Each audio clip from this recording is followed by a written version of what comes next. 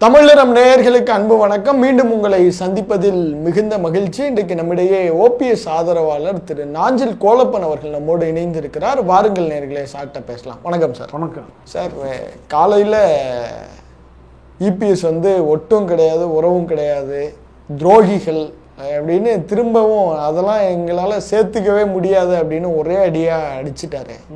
உங்கள் பதில் என்ன சார்? அதாவது அவர் எப்போவுமே அவர் தானே பதில் சொல்லிகிட்டே இருக்காரு. நான் சேர்க்க மாட்டேன். அவர் இந்த கட்சியை திரும்பி ஆட்சிக்கு கொண்டு வரணும்னு எண்ணம் கிடையாது. திமுகவோட கைக்கூலியாக செயல்படுறாரு. உங்களுக்கு 2024 40 தொகுதியிலையும் திமுக வர்றதுக்கு முழு ஆதரவு. ஏன்னா இவர் பேரில் இருக்க கொடநாடு வழக்கு, 4500 கோடி வழக்கு, மற்ற அமைச்சர்கள் மேலே இருக்கிற ஊழல் வழக்குகள் எல்லாமே அப்படியே போட்டுக்கிட்டு பெண்டிங்கில் வச்சுட்டாங்க. இப்போ தமிழக சட்டமன்றத்தில் கூட தமிழக முதல்வர் ஒரு 2 நாளைக்கு முன்னாடி சொன்னார், எடப்பாடி பழனிசாமி யாரை பார்க்க போகிறாரு அங்கெல்லாம் எனக்கு செய்தி பார்க்கும்போது தமிழ்நாடு பற்றி சொல்லுங்கன்னு சொல்லி விட்டுருக்காரு. ஒருவேளை இவர் சார்பாக கூட அவர் சொல்லிட்டு போயிருக்கலாம். ஆனால் அதுக்கு இவ்வளவு பொய்யும் புரட்டுமா காட்டிக்கிட்டு சுற்றிக்கிட்டு வரக்கூடியவர் எடப்பாடி பழனிசாமி.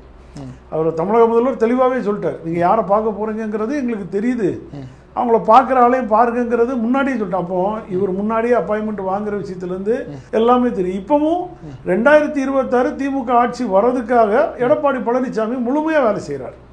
என்ன சார் சொல்கிறீங்க? உண்மை. அவர் ஆட்சிக்கு வரணும்னு அவசியம் கிடையாதுங்க. இப்படி எதிர்கட்சி தலைவர் என் பேரில் வழக்க போடாங்க, சேர்த்த கோடியாக சேர்த்த காசை அப்படியே மாமனார் சம்பந்திகளுக்கெல்லாம் கொடுத்து பிள்ளைகளுக்கெல்லாம் கொடுத்து எந்த பிரச்சனையும் இல்லாத அளவுக்கு பாதுகாத்துக்கணும். இன்னொரு 5 வருஷம் திமுக இருந்தாலும் எடப்பாடி பழனிசாமிக்கு நல்லது தான் நடக்குமோ ஒழிய கெடுதல் நடக்காது. அதனால அவர் திமுக தான் வரணும்னு ஆசைப்படுவார். கண்டிப்பாக சார். இப்போ திடீர்னு எடப்பாடியோட டெல்லி பயணம் யாருமே எதிர்பார்க்கல. முதல்வர் கூட சொன்னார், நிறைய கார் மாறி போனார். ஏன் சார் ஒரு வெளிப்படையா சொல்லிட்டு போறதுல என்ன சிக்கல்? அதாவது முதல்வர் அன்னை சட்டமன்றத்தில் சொன்னார், நான் கூட பார்த்தேன், பல கார் மாறி போய் பார்த்தாருன்னு சொல்லி சொன்னார். அவர் பல கால்கள் தவந்து வந்தவருங்கிறது முதல்வருக்கு தெரியாதா? அன்னைக்கு முதல்வர் பதவி வாங்குறதுக்கே பல கால்களை கடந்து வந்தார். இன்னைக்கு பல கார்களை ஏறி அமித்ஷாவை போய் பார்க்குறாரு. எதுக்கு? சும்மா நாடகம் நடிச்சுக்கிட்டு மேலே இருக்கலாம் வழக்கு போட்டுறாங்க. நான் திரும்ப உங்கள்கிட்ட ஒன்று கேட்குறேன். 2024 தேர்தல் மோடியோட தேர்தல். இந்தியாவுக்கு மோடி வரணுங்கிறது தமிழ்நாட்டு மக்களுடைய கணிப்பான தேர்தல். அந்த தேர்தலுக்கு இந்த ஆளு பிரிவினை பண்ணி திமுகவோட சேர்ந்து 40 தொகுதி வர வச்சு விட்டார். எவ்வளவு பெரிய அடி! இங்கே ஒரு 10 சீட்டு கிடச்சிருந்தா மோடிக்கு ஒரு பலமாக இருந்திருக்கும். இன்னைக்கு இருக்கிற சூழ்நிலைக்கு ஒரு 10 சீட்டு கிடச்சிருந்தா கூட பலமாக இருந்திருக்கும். அதை கெடுத்தது யாரு? எடப்பாடி பழனிசாமி. 2026 எடப்பாடி பழனிசாமி முதல்வர் ஆகணுங்கிற ஒரு நினைப்பில் இருக்கிற தேர்தல். இந்த தேர்தலுக்கு மோடி அமித்ஷாவும் கை கொடுப்பாங்களா? சிந்திக்கணும்ல சார். அதிமுக பாஜக கூட்டணியே வராதுன்னு சொல்றீங்க. வராது. எப்படி வரும்? என்ன கண்டிஷனுக்கு வருவாங்க? இவர் பார்த்துட்டு வந்தோடனே அமித்ஷா ஒரு ட்வீட் போடுறாரு, தமிழகத்தில் 2026 தேசிய ஜனநாயக கூட்டணி ஆட்சி மலருங்கிறார். அப்போ எடப்பாடி தேசிய ஜனநாயக கூட்டணி அங்கத்தில் இருப்பாரா? முதல்வரா இருப்பாரா? எதுவுமே இல்லையே. முதல்வர் வேட்பாளரா இல்லையே. தேசிய ஜனநாயக கூட்டணினா மந்திரி சபையை பகிர்ந்து கொள்ள வேண்டிய காலகட்டத்துக்கு வருது. அதுக்கு எடப்பாடி ஒத்துக்கிடுவாரா? தன்னுடைய முதல்வர் பதவி வேணுங்கிற ஒரே அகம்பாவம் ஆணவத்தில் தான் அந்த பதவி வெறி கொண்டு அண்ணன் ஓபிஎஸ் கலத்தி விட்டுருக்காரு. இன்னைக்கு வரைக்கும் ஓபிஎஸ் மேல வேற என்ன தாக்கம்? துரோகிங்கிறாரு. நீங்க அத்துமீறி போய் துரோகத்தை பத்தி துரோகிய பேசலாமா? துரோகம்னா என்னது? எடப்பாடி பழனிசாமி செஞ்சுட்டு வந்ததுதான் துரோகம். எடப்பாடி பழனிசாமிக்கு முத்திர குத்தப்பட்டது தமிழ்நாட்டு மக்கள் அல்ல, உலக மக்களால முத்திர குத்தப்பட்ட ஒரே துரோகி யாருன்னா எடப்பாடி பழனிசாமி. இப்ப தர்ம யுத்தம் நடத்துறதெல்லாம் கட்சிக்கு ஆதரவான செயல்பாடா? ஆமா, கட்சி ஏங்க அவருக்கு தர்மத்தை நடத்துறதுனால தான் எடப்பாடி பழனிசாமி முதலமைச்சராக வர முடிஞ்சு. அவருக்கு திரும்பி கை கொடுத்ததுனாலதான் அவர் 4 ஆண்டு காலம் பயணிக்க முடிஞ்சது. எல்லாமே அவர் அண்ணன் கையை கொடுத்து உதவுனாலதான் எடப்பாடி பழனிசாமி தாங்கிற ஒரு பிம்பத்தை காட்டினாரு. 4 ஆண்டு காலத்துக்கு முன்னாடி எடப்பாடி பழனிசாமி யாருன்னு தமிழ்நாட்டுக்கு தெரிஞ்சுதா? இல்ல அம்மா இருக்கும்போது தெரிஞ்சுதா? அம்மா மறைவிற்கு பிறகு இவர் தவழ்ந்த கூவத்தூர்ல தவழ்ந்த பாடிங்கிறதுனால எடப்பாடிங்கிறது தெரிஞ்சது. வேற என்ன தெரிஞ்சது? ஒரு மக்கள் மத்தியில ஒரு உருவம் வெளிக்கப்பட்டதே தவழ்ந்த பாடியினாலதான் எடப்பாடிங்கிறது தெரியப்பட்டது. மற்றபடி ஒண்ணும் இல்லை. ஓபிஎஸ் சொல்றாரு நீங்கெல்லாம் பொதுச் செயலாளர் பதவியிலேருந்து இறங்கலாம்னா வேற மாதிரி நடக்கும்னு சொல்றாரு. 100%. எப்படி அவரு ஏன் இறங்கணும் பொதுச் செயலாளர் பதவியில இருந்து? ஒரு பொதுச் செயலாளர்ங்கிற பதவியே கட்சியோட நிரந்தர பொதுச் செயலாளர் புரட்சி தலைவி அம்மாக்குன்னு பொதுக்குழுவால தீர்மானிக்கப்பட்டது. அந்த பதவியை இவர் அபகரிச்சு கொண்டிருக்காரு. புரட்சி தலைவர் வகுத்த விதியை மாத்திட்டாரு. புரட்சி தலைவி அம்மா அவர்களுக்காக நம்ம ஒரு அரியணையை உட்கார வச்சிருக்கோம். நிரந்தர பொதுச் செயலாளர்ங்கிறது தீர்மானம் போட்டு வச்சோம். அந்த நிரந்தர பொதுச் செயலாளர் பதவியை இவர் அபகரிச்சு வச்சிருக்காரு. நீங்க நல்லா புரிஞ்சுங்க. அந்த பதவியை இவரா ராஜினாமா பண்ணிட்டாருன்னா இவருக்கு மரியாதை இல்லைன்னா பல பல பிரச்சனைகள் வெளிக்கொண்டு மிரட்டுறாரா இபிஎஸ்? மிரட்டல்னா என்னைக்கோ மிரட்டி இருக்கலாம். எடப்பாடி பழனிசாமி செய்த துரோகங்கள் என்னெல்லாம்ங்கிறது பட்டியலிட்டு காட்ட வேண்டிய சூழ்நிலை உருவாகும். அந்த காலம் வரும்போது எடப்பாடி பழனிசாமிய கடைக்கோடி தொண்டரும் கல்லெடுத்து அழிவான். அந்த மாதிரி ஒரு சூழ்நிலையெல்லாம் கட்சி தொண்டனுக்கு படுபாவமான துரோகம் பண்ணி வச்சிருக்காரு. அதெல்லாம் வெளியே கொண்டு வர வேண்டிய சூழ்நிலை. சார், இப்ப இந்த இபிஎஸ் அமித்ஷாவோட சந்திப்பு ஏதோ திடீர்னு ஒரு அப்பாயின்மெண்ட் கிடைச்சி போன மாதிரி தெரியுதா இல்ல என்ன? சரியா அதை ஒரு ரகசியமாவே ஹோல்ட் பண்ணாங்க? அது தெரியலங்க. அந்த ஆளு திருட்டுத்தனம் தானங்க அதிகம். எடப்பாடி பழனிசாமினாலே திருட்டுத்தனம், கள்ளத்தனம், முள்ளமாரித்தனம், இந்த மாதிரி மொத்தமும் அந்த ஆளுகிட்ட இருக்கிறது எல்லாமே சூதுவாது தானே. எதை நேர்மையா நடத்திருக்காங்க? எங்க தலைவர் எல்லாம் புரட்சி தலைவர் புரட்சி தலைவி அம்மா எல்லாம் நேர் வழியில இன்னைக்கு மோடி வாராருன்னா மோடி வாராரு, இல்லத்தை தேடி மோடி வாராருன்னா வாராரு. மோடியை பார்க்க போறாங்கன்னா ஒரு வாரத்துக்கு முன்னாடி அம்மா டெல்லி போறாங்கன்னா அம்மாவோட சேர் போகும்.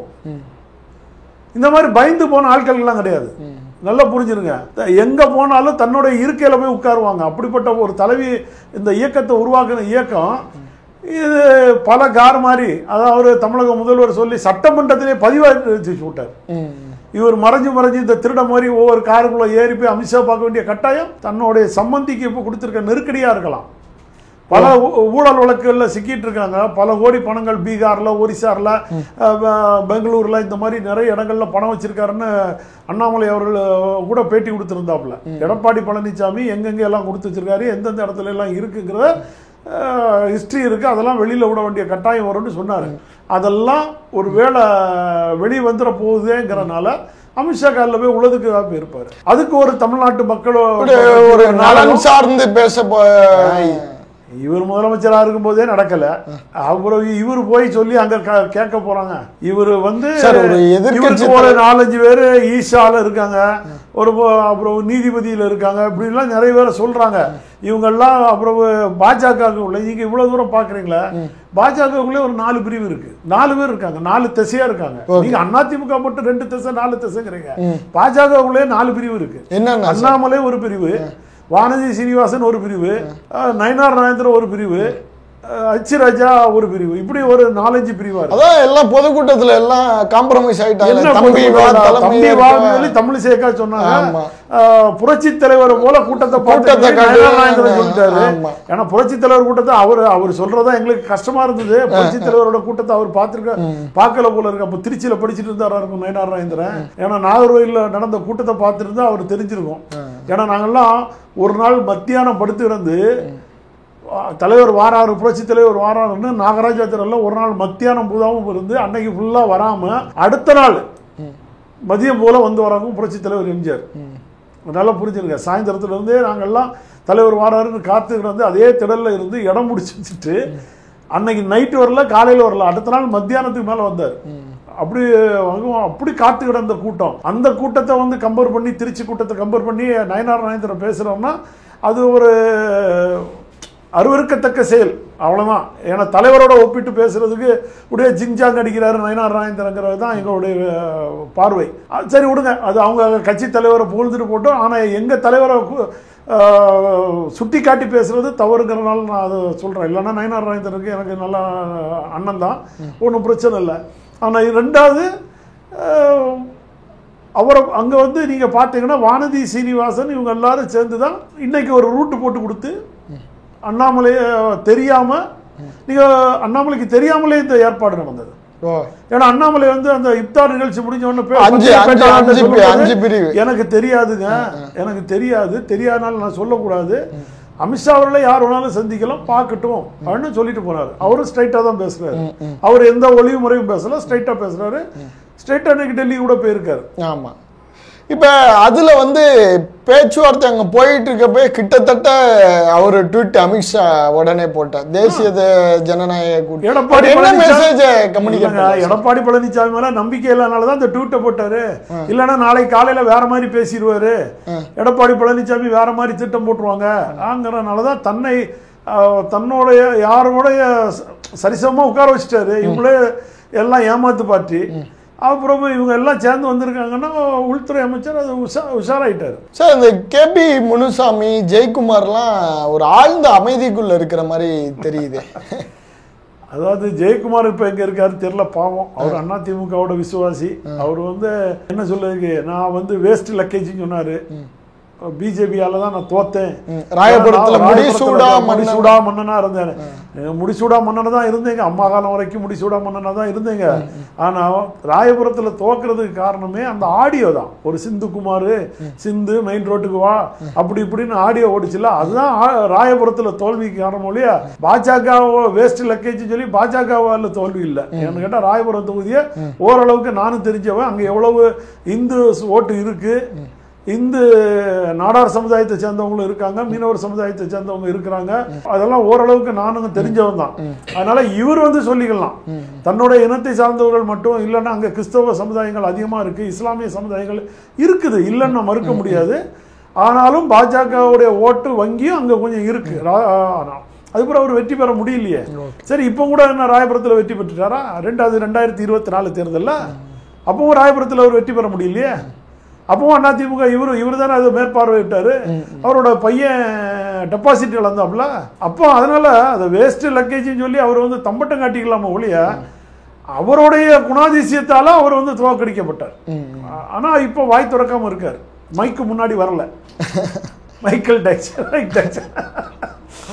கண்டிப்பா சார். அப்புறம் வந்து தொடர்ந்து இந்த பேச்சு இந்த இது பார்க்கிறப்ப திடீர்னு அண்ணாமலை வந்து டெல்லி போறார். நீங்க குறிப்பிட்ட மாதிரி நேற்று எடப்பாடியை சந்திச்சிருக்கிறார், இன்னைக்கு அண்ணாமலையை சந்திக்கிறார்.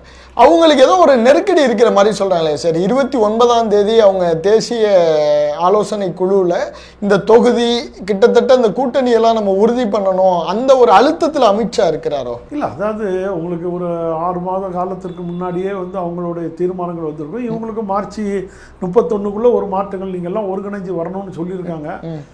ஆனா இது முரண்டு பிடிக்கிற ஆளு எடப்பாடி பழனிசாமி, எப்படி நீங்க முன்னுக்கு தள்ளிட்டு போவீங்க? எடப்பாடி பழனிசாமி நான் தான் சரண்டர் ஆன மாதிரி தானே சார் இருக்கு. நீங்க சரண்டர் ஆனதுனாலதான் தனி விமானத்துல சிவி சண்முகம் எல்லா எம்எல்ஏக்கள் எல்லாம் கூட்டிட்டு போனாங்கன்னு கேட்டோம். கட்சி அலுவலகம்னாங்க. கட்சி அலுவலகத்தை பார்த்தா அங்க எடப்பாடி படம் மட்டும் இருக்காது, எடப்பாடி கெஸ்ட் ஹவுஸ் மாதிரி தெரியுது, கட்சி அலுவலகம் மாதிரி தெரியல. அங்க அம்மா படம் இல்ல, தலைவர் படம் இல்ல. இதெல்லாம் செங்கோட்டையனை பார்த்துட்டு சும்மா இருக்காரா, இல்ல கட்சியோட மூத்த தலைவர் எல்லாம் பார்த்து அமைதி காத்துட்டு இருக்காங்களா தெரியல. கட்சி அலுவலகம்னா அங்க ஒரு புரட்சி தலைவர் படம், புரட்சி தலைவர் அம்மா படமாவது இருக்கணும். இவர் போய் சும்மா பார்வையிட போறேன்னா எடப்பாடி படத்தை மட்டும் வச்சிருந்தா அது என்ன எடப்பாடியோட கெஸ்ட் ஹவுஸா தெரியல. இதெல்லாம் வந்து ஜெயக்குமார் போன்றவர்களுக்கெல்லாம் மன உளைச்சல்ல தான் இருக்காங்க, இல்லைன்னு இல்ல. ஆனா வெளியே காட்டாம இருக்கிறாங்க. எடப்பாடி பழனிசாமியை நம்பி நின்னா தோத்து போவோங்கிறது 100%. பாஜக எடப்பாடியை கூடால சேர்த்தாலே பாஜகவும் தோத்து போவோம், அதான் உண்மை. தமிழ்நாட்டு நிலவரம் எடப்பாடி பழனிசாமி யாரு சேர்த்தாலும் அவங்க வந்து டெபாசிட் காலியாறத உறுதி. என்ன சார் இப்படி சொல்றீங்க? திமுக எடப்பாடி இல்லாத ஒரு அதிமுக தான் உருவாக்கணும்னு சொல்லிட்டு இருக்காங்க. அதுக்காக செங்கோட்டையனை வச்சதோ முயற்சி இருக்கலாம். ஏன்னா செங்கோட்டையன் அதுல மூத்த நிர்வாகி தானே. ஏன்னா அவரு எடப்பாடி மாதிரி உள்ள ஆள் இல்ல. அவர் இந்த கட்சிக்காக பாடுபட்டவர், தலைவர் காலத்துல இருந்தே உருவானவர். அதனால அவர் வந்து அந்த உணர்வு இருக்கும். இவர் அப்படி இல்லையே. இவர் வந்து ஜனதா கட்சியில இருந்து வந்தவர் தானே. ஜனதா கட்சியில வந்து ஊராட்சி செயலாளராக நின்று அப்படியே வந்து ஒரு தானே. அம்மா காலத்துல வந்து ஒரு தானே. திரும்ப தலைவர் காலத்து அரசியல் இவருக்கு தெரியாது, தலைவரே தெரியாது. தலைவரே பார்த்தது உண்டானா கிடையாது. ஏர் உழவு சின்னத்துல கூட நின்று இருக்காரு. அதெல்லாம் சேலம் மாவட்டத்தில் எல்லாரும் பரவலா பேச தொடங்கிட்டாங்க. இவர் தன்னை மறைச்சுக்கிட்டு ஒரு பிம்பத்தை காட்டிட்டு அலைகிறாரு. சார், இப்ப செங்கோட்டையனை வச்சுதான் பாஜக எடப்பாடிய வழிக்கு கொண்டு வந்திருக்கோம் கூட்டணிக்கு வரணும்னு. அப்படின்னு எல்லாம் சொல்லுவாங்க. செங்கோட்டையன் வந்து உணர்வுபூர்வமாக அவரோட விஷயத்த சொல்றாரு. தலைவர் படம் இல்லை, அம்மா படம் இல்லை, ஒரு விவசாயி எங்க பார்த்தாலும் எடப்பாடி தன்னை முன்னிலைப்படுத்திட்டு இருக்கிறது அவருக்கு பிடிக்கல. ஏன்னா அது மட்டும் இல்லாமல் கடுமையான தோல்வி, எல்லாத்துலேயும் நான் பார்த்துக்கிறேன்னு சொல்லி எதையுமே முன்னெடுத்து தோல்வியான உடனே அவர் இந்த கட்சி பாலா போகுது. நாளைக்கு 2026 இவரை நம்பி யாரும் கூட்டணிக்கு வரமாட்டாங்க. இப்போ அதுக்குள்ளே நம்ம ஒருங்கிணைச்சி எல்லாம் செயல்படுவோங்கிறதுனால தான் செங்கோட்டையனுடைய குரலாக இருந்தது. அதையும் எல்லாம் நாங்கள் பேசிக்கிட்டோம்னு அமுக்கிட்டு இருக்காங்க ஒரு சில நிர்வாகிகள். இன்னும் எடப்பாடியும் செங்கோட்டையனும் சரியாக பேச்சுவார்த்தை கிடையாது. இன்னும் இல்லை கிடையாது. சட்டமன்றத்தில் வாலண்டரியா இவராக தான் வந்து குரல் கொடுத்தாரு. முன்னாள் கல்வித்துறை அமைச்சரை பேச அனுமதிங்கன்னு சொன்னாரு. அது கொறடா சொல்ற வார்த்தை. அதை இவராக எதிர்கட்சி தலைவராக இவர் போய் சொல்லிட்டு இருக்காரு. அதனால செங்கோட்டையன் ஜெனுவினா தான் இருக்காரு, ஒன்றும் பிரச்சனை. ஓகே சார், இப்போ தேசிய ஜனநாயக கூட்டணியில் இன்கேஸ் வந்து ஏடிஎம்கே வருது அப்படின்னா ஓபிஎஸ், டிடிவி, சசிகலா அவங்களோட நிலையெல்லாம் என்ன சார்? அதாவது எங்களுக்கு வந்து கழக ஒருங்கிணைப்பாளர் அண்ணன் ஓபிஎஸ் அவர்கள்ங்கிறது 2026 வரைக்கும் தொண்டர்களால் தேர்ந்தெடுக்கப்பட்ட எங்களுடைய விதி பிரகாரம், புரட்சி தலைவர் கொடுத்த விதி பிரகாரம் இந்த விதியை வந்து மாற்றி சதிவேலை பார்த்தது, ஈரோடு கிழக்கு தொகுதிக்காக சின்னத்தை கையில் கொடுக்க வச்சது எல்லாமே பாரதிய ஜனதா கட்சி சார்ந்தவர்கள். நாங்கள் கொடுத்துட்டோம். அவர் நின்று தோல்வியும் பெற்றாச்சு. திரும்பி நீதிமன்றத்தில் போய் பொதுக்குழு செல்லும், பொதுக்குழு தீர்மானம் செல்லும், அப்படி இப்படின்னாச்சு. 2024 நாங்கள் விட்டு பார்த்தாச்சு. நீயே சின்னத்தை வச்சுக்கோ, நீயே பார்த்துக்கோ, ஒத்த தலைமையில் நீ ஜெயிச்சு காட்டுன்னு சொல்லியாச்சு. படுதோல்வி அடைஞ்சு போச்சு. 8 நாடாளுமன்ற தோல்வி. 8 சட்டமன்ற தொகுதி தான் வெற்றி பெற முடிஞ்சது. பாக்கி எல்லாம் 15,000 ஓட்டு, 5,000 ஓட்டு இந்த மாதிரி தான் வாங்கினாங்க. 2 இடைத்தேர்தல் புறமுதுகு காட்டி ஓட்டோம். அதனால எடப்பாடி பழனிசாமியோட நம்பகத்தன்மை குறைஞ்சிருச்சு. இனிமேல் பாரதிய ஜனதாவோட அந்த சதி விளையாட்டு வேண்டாங்கிறது எங்களுடைய கருத்து. நீங்களே பாஜக கூட்டணியில தானே இருக்கீங்க. பாஜக கூட்டணியில நாங்க இருக்கோம். நீங்க கொடுக்க சொன்னதுனால தானே நாங்க கொடுத்துட்டு ஒதுக்கி நின்னோம். நீங்க விட்டு கொடுக்கன்னு சொன்னதுனால தானே நாங்க விட்டு கொடுத்துக்கிட்டு சுயேட்சை சின்னத்துல நின்னோம். அவர் வந்து ஒரு பெரிய நிர்வாகியை வச்சிருக்காரு. நாங்க எவ்வளவு சொன்னாலும் நீங்க கேட்கல. பாஜக போன்ற தலைவர்கள் ஏன் இதே அண்ணாமலை கூட அன்னைக்கு இல்லைனே ஈரோடு அவர் வெற்றி பெற வச்சிருவாருன்னு, பணத்தை இறக்கிடுவாருன்னு. அது எங்க இறந்துச்சு? 66,000 ஓட்டு 2 பேரும் சேர்ந்து இருக்கும்போது 6,000 ஓட்டு தான் டிஃபரெண்ட் தமாக. அதே தனிச்சு நிற்கும் போது 66,000 ஓட்டு பின்தங்கிய நிலைமையில் இருக்காரு. அப்போ எடப்பாடி பழனிசாமியே இல்லை, திரும்பி பெங்களூரு புலிகேசியில நிக்காம ஓடி வந்துட்டாரு. நாடாளுமன்ற தொகுதியில் 40 இவரோட கூட்டணிக்கு யாரும் வரல. ஏன் இப்படி பல தோல்விகளை 10 தோல்வி 11 தோல்வி பழனிசாமின்னு ஆயாச்சு. இப்போதைக்கு எங்களுடைய கோரிக்கை தேர்தல் கமிஷன்ல இருக்கிற இரட்டை இலை சின்னம் முறைப்படி அண்ணன் ஓபிஎஸ் அவர்கள்ட்ட 2026 வரைக்கும் வந்து ஆகணும். 2026 வந்துரும். 2026 டிசம்பர் வரைக்கும் இருக்கு. நான் சொல்றது 2026 தேர்தல் வந்து உங்களுக்கு ஏப்ரல் மேல, இது வந்து டிசம்பர் வரைக்கும் இருக்கு. 2026 டிசம்பர் வரைக்கும் அந்த தொண்டர்களால் தேர்ந்தெடுக்கப்பட்ட கழக ஒருங்கிணைப்பாளர், இணை ஒருங்கிணைப்பாளர் பதவி தேர்தல் கமிஷன் கெசட்ல பதிவானது முறைப்படி கொடுக்க சொல்லுங்க. இரட்டை இலை சின்னத்தை மட்டும் அண்ணன் ஓபிஎஸ் அவர்கள்ட்ட கொடுத்தாலே இந்த இரட்டை இலை சின்னத்துக்கு உரியவர் அண்ணன் ஓபிஎஸ் அவர்கள். கழக ஒருங்கிணைப்பாளர்கிற பதவி காலாவதி ஆகவில்லை. 2026 வரைக்கும் அது வந்து உண்டுங்கிறத மட்டும் தேர்தல் கமிஷனுடைய தீர்ப்பு வந்தாலே. பிஜேபியில தானே இருக்கீங்க, உங்களுக்கு அவங்க பண்ணிடுவாங்க. சொல்லி முடிச்சப்புறம் நீங்க கேளுங்க. அதுக்குள்ள நீங்க கேட்டீங்கன்னா நான் சொல்ல வரது நீங்க எப்படி சொல்லுவீங்க? 2026 வரைக்கும் நீதிமன்றத்தின் மூலமா, அதாவது தேர்தல் கமிஷன் மூலமா இது அண்ணன் ஓபிஎஸ் அவர்கள் கழக ஒருங்கிணைப்பாளருக்கு தான் கொடுக்கணும்னு சொல்லி வந்தால் கட்சி ஒருங்கிணைஞ்சிரும். நல்ல புரிஞ்சுக்கணும். எந்த குறுக்கீடு இல்லாமல் நீங்க சொல்ல வர்றது மாதிரி எங்களுக்கு பிஜேபி குறுக்கீடு வேண்டாம், எந்த குறுக்கீடு வேண்டாம். முறைப்படி ஒரு நல்ல தேர்தல் கமிஷனர் மூலமாக நல்ல ஒரு தீர்வு கிடைச்சாலே போதும். அது அண்ணன் ஓபிஎஸ் அவர்கள் அத்தனை வரையும் அரவணைச்சிருவார். நல்லா புரிஞ்சுருங்க. அதுக்கப்புறம் வேற என்ன வேணும்? அதுக்கப்புறம் கூட்டணி வச்சுட்டு போறது. எடப்பாடி வந்தா வரட்டும், இணை ஒருங்கிணைப்பாளர் பதவி நான் ரிசைன் பண்ணிட்டேன் போனா அது மட்டும் அடுத்தது தேர்ந்தெடுத்துட்டு போறோம். ஆர்பி உதயகுமார் அவர் வந்து சொல்றாரு, இந்தியாவினுடைய இரும்பு மனிதரை வந்து தமிழகத்தினுடைய இரும்பு மனிதர் சந்திச்சிருக்கிறார்னு ஒரு காணொலி காலையில வெளியிட்டார். அவரு ஒரு மனநிலை மருத்துவரை பார்க்கணும். ஆமா, கூடிய சீக்கிரத்தில் போய் அவர் ஒரு மனநிலை மருத்துவரை பார்த்தாருன்னா கொஞ்சம் நல்லா இருக்கும்னு தோணுது. ஏன்னா என் மண் என் மக்கள் ஒரு பாத யாத்திரையை ஒன்று தொடங்கி வச்சார் அண்ணாமலைக்கு. அப்போ போய் என்ன சொன்னார்னா, இந்தியாவின் இரும்பு மனிதன் மோடினார். நல்லா புரிஞ்சுங்க. அந்த அந்த வாசகத்தில் இந்தியாவின் இரும்பு மனிதன் மோடினார். தமிழ்நாட்டின் இரும்பு மனிதன் எடப்பாடினார் அன்னைக்கு. அதுக்கு பிறகு இன்னைக்கு அமித்ஷாவை போய் பார்த்தோன்னா இன்னைக்கு அமித்ஷா தான் இந்தியாவின் இரும்பு மனிதன். அதனால தான் நான் சொன்னேன், கொஞ்சம் ஒரு மனநிலை மருத்துவரை போய் பார்த்தாருன்னா கொஞ்சம் அந்த மனக்குழப்பங்கள் என்ன பண்ணி இருக்குங்கிறது அவருக்கு ஒரு தெளிவடையும். அமித்ஷாவா மோடியா இல்லை எடப்பாடியா ஆங்கிறதோ ஒரு முடிவுக்காவது வருவார் ஆர்பி உதயகுமார். இப்போ 2026 தேர்தல் இன்னைக்கு இந்த அரசியல் களம் இப்படி எல்லாம் மாறிட்டு இருக்கு, எப்படி இருக்கும்னு நினைக்கிறீங்க? 2026 அரசியல் களம் வந்து நாங்கள் இன்னைக்கு தேசிய ஜனநாயக கூட்டணியோட தான் அங்கம் வகிக்கிறோம். நீங்கள் 2 நாளைக்கு முன்னாடி இப்தார் விருதில் கூட அண்ணாமலை தலைமையில் நடந்த அந்த தேசிய ஜனநாயக அதை பார்த்துக்கிட்டீங்கன்னா பாரதிய ஜனதா கட்சியோட இப்தார் இல்லை, தேசிய ஜனநாயக கூட்டணியோட இப்தார். அதில் அண்ணன் ஓபிஎஸ் அவர்களுக்கு என்ன உரிய அங்கீகாரம் கொடுத்தாருங்கிறது தெரியும். அண்ணன் டிடிவி தினகரன் அவர்களுக்கு என்ன அங்கீகாரத்தை கொடுத்தாரு, அது போக இதர கட்சிகள் ஏசி சண்முகம் சார் எல்லாத்துக்கும் கொடுத்தாங்க. இதில் எந்த இடர்பாடுகளும் குறைபாடுகளும் இல்லாமல் தான் அவர் நடத்தியிருக்காரு. இது பிரகாரம் நாங்கள் வந்து ஒரு வலிமையான ஒரு கூட்டணி அமைச்சு 2026 களம் காணுவோம். இப்போ அனாதையாக நிற்கிறது எடப்பாடி தலைமையில் இருக்கிற அதிமுகங்கிற போர்வைக்குள்ள நிற்கிறவங்க தான் ஓடிச்சாடி. இங்கேயும் இல்லை, தன்னை நம்பி எந்த கூட்டணியும் இல்லை. இந்த பக்கம் விஜயும் ஏற்றுக்கிடலை, அந்த பக்கம் தேமுதிமுகவும் ஏற்றுக்கிடலை, பாட்டாளி மக்கள் கட்சியும் வரல, விடுதலை சிறுத்தை வரும்னு பார்த்தாரு அங்கேயும் வரல.